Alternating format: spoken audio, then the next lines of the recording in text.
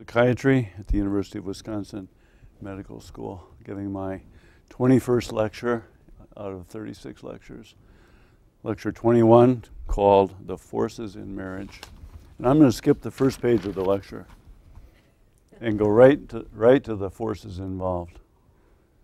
All right, here we go. I plan to be extremely direct about this subject because it bears a tremendous amount of clarity that you can visualize. And we'll go to a diagram that all of these theories of marriage and short stories and belong together. They're all the same one with different emphasis. So that's just occurred to me about 10 minutes ago. So the dynamics of love are extremely simple. They would have to be. When you think that we had 3 billion human beings 50 years ago, and we have 7 billion now. We've doubled, the species is doubled in one lifetime. So there must be a simplicity here that generates that. But there's also a deception. And so this lecture is about how love is can involve us so that we go from 3 billion to 7 billion. At the same time, there's a tremendous amount of misery generated by deception. Now explain how deception is built into the picture. It's not malevolent by, intention. So the flow of forces in marriage, of pathological capture into despair, of deliverance into fruitfulness. Now I will give you some fundamental principles for ill or for well in the order of their discovery. All of these sources converge and confirm one another's physics or physiology. We'll start in 1891 with Thomas Hardy, short story on the Western Circuit. A bachelor attorney in town for the circuit court, little town, watches a very beautiful young woman on what we would call a merry-go-round. A young woman charged up by riding a horse on the roundabout, as they call them in England, in lurid light and powerful noise. He talks with her. One paragraph from Hardy conveys the overwhelming forces for mating them. I quote, "Then the pleasure machine started up again. And to the light-hearted girl, the figure of the handsome young man, the market square around, with its lights and crowd, the houses beyond, and the world at large began moving round about her, counter-moving in the revolving mirrors on her right hand, she being, as it were, a fixed point in an undulating, dazzling, lurid universe, in which loomed forward most prominently of all the form of her late interlocutor." Interesting word. "Each time she approached the half of her orbit that lay nearest him, they gazed at each other with smiles, and with that unmistakable expression which means so little at the moment, yet so often leads up to passion, union, disunion, devotion, overpopulation, drudgery, resignation, despair."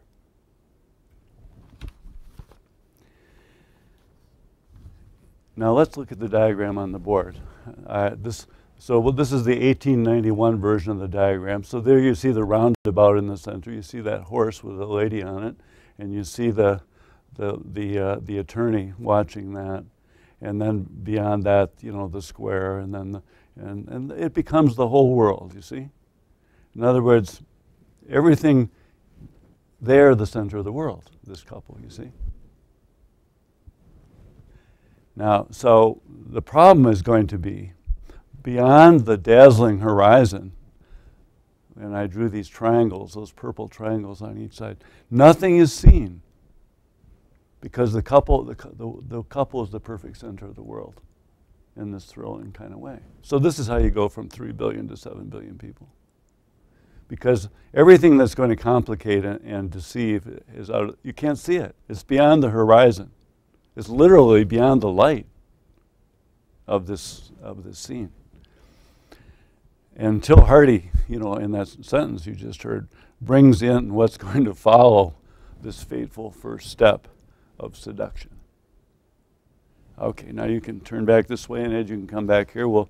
I'll give you a version 1 year later from Anton Chekhov called The Grasshopper. Don't read The Grasshopper, you won't sleep very well. My wife and I both had trouble sleeping last night after reading this story. The beauty, Olga, marries Dr. Dymov. She fell in love quite simply. She explains to her artist friend, Ryabowski, the scene. And it's a scene just like the first scene, only it's a different, it's a variant of the couple falling in love in a world unto themselves. Because that's how it happens. When you're unto yourselves when you fall in love and you're courting, and the rest of the world doesn't exist for a while. Right, Pam? She exclaims to Ryabowski about her husband, Dr. Dymov. She's just gotten married. When my poor father was taken ill, Dymov watched for days and nights together at his bedside. I sat up with my father and did not sleep for nights either.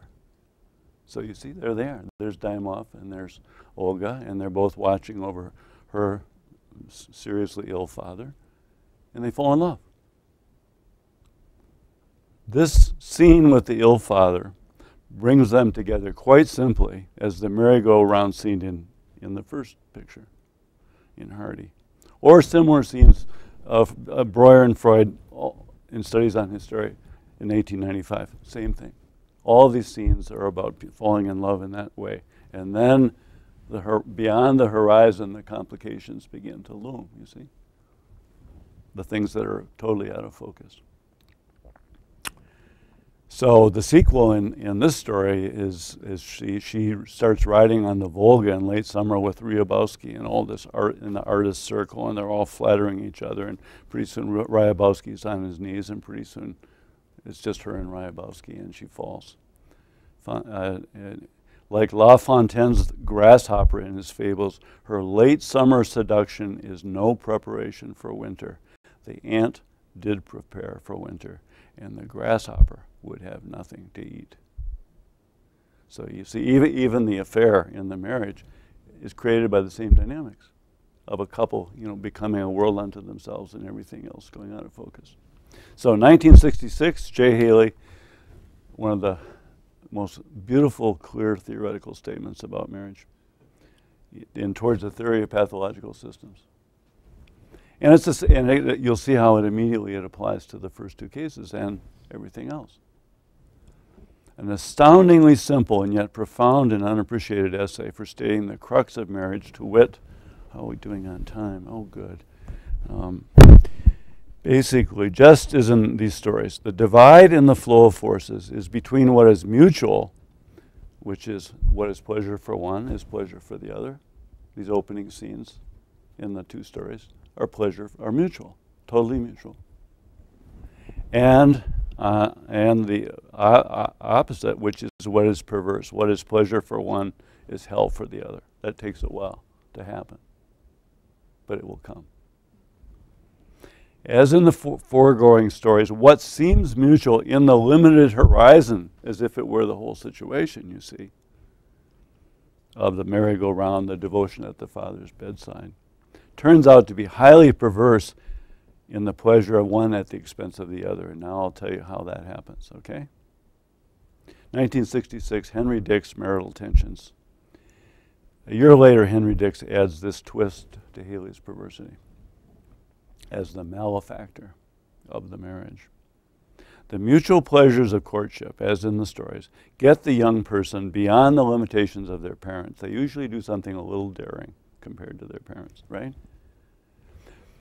However, once the bond is official, each goes back to the ways of his or her parents and begins to punish the spouse for trespassing against the law of each family of origin.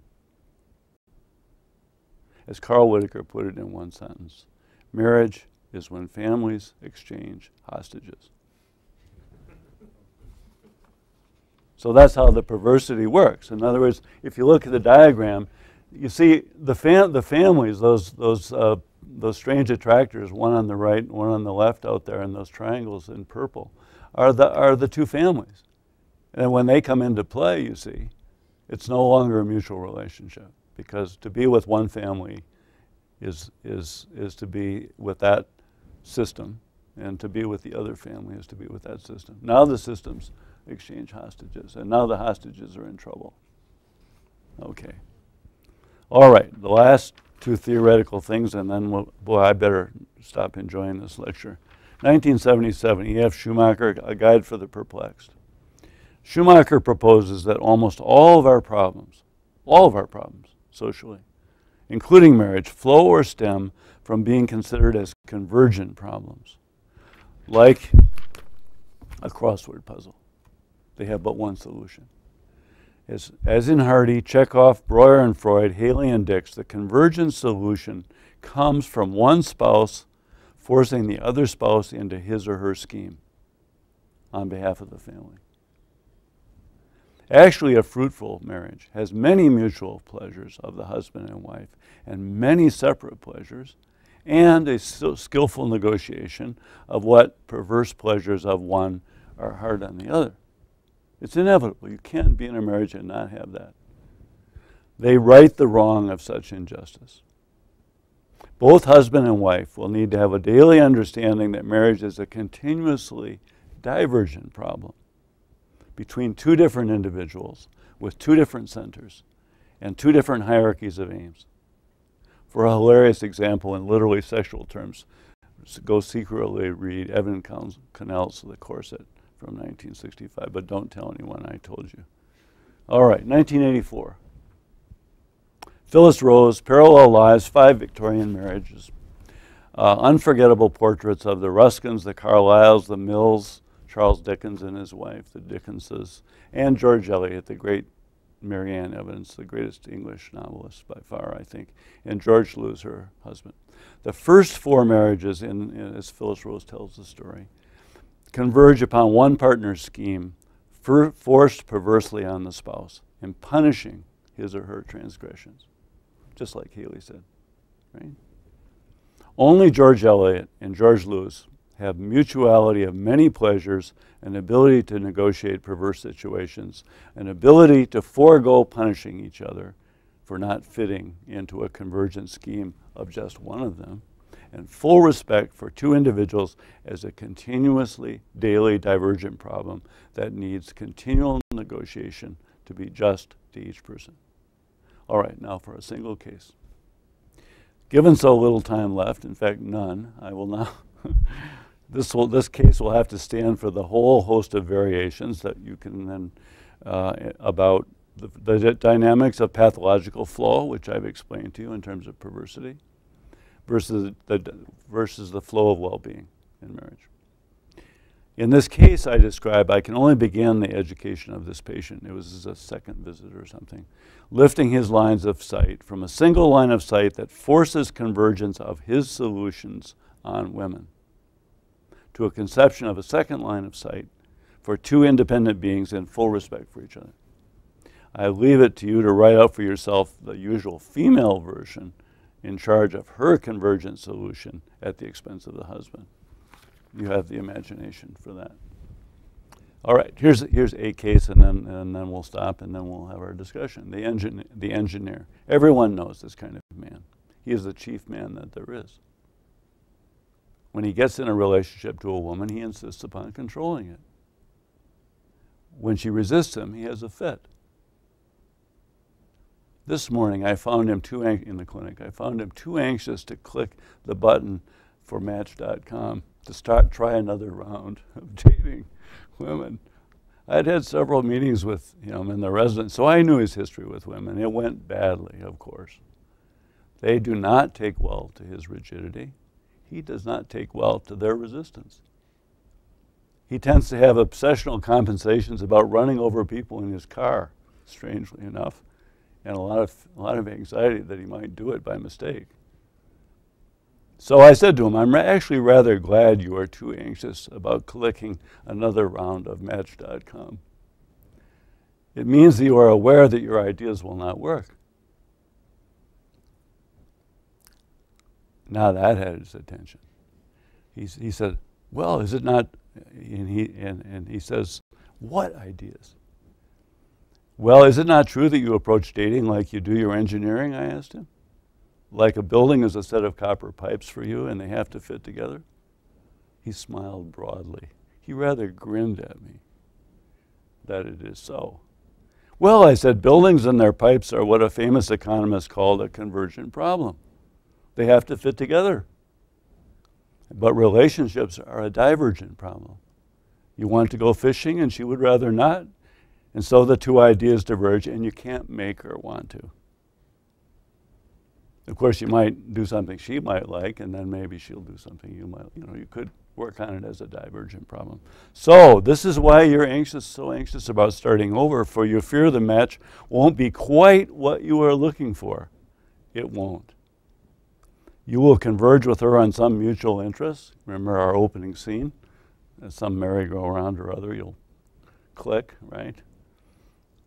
And then you will diverge on some interests that are different. So you won't get anywhere trying to make it all converge. He agreed this is what happens, but exclaimed, but I do not know how to handle divergent problems, he says to me. Well, yes, I know, I said. Do you think it is time to begin seeing what you can do with them? Yes, he did think so. So I said, your education begins. Thank you.